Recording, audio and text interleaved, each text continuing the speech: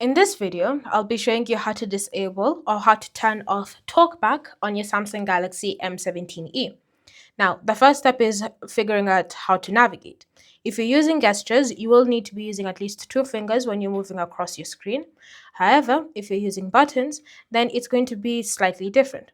So, for example, you're going to start by tapping on the home button once, and then double tap on it again to select it. So let's just start by navigating to our settings app, like so.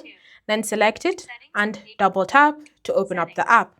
Then use 2 fingers to scroll down until you find accessibility, and then tap on it once, and then double tap again to select it. From here, select TalkBack, and then double tap to select it, and then tap on the toggle and double tap and double tap again. Once you've done all of that, TalkBack should be turned off on your Samsung Galaxy M17e. Thanks for watching.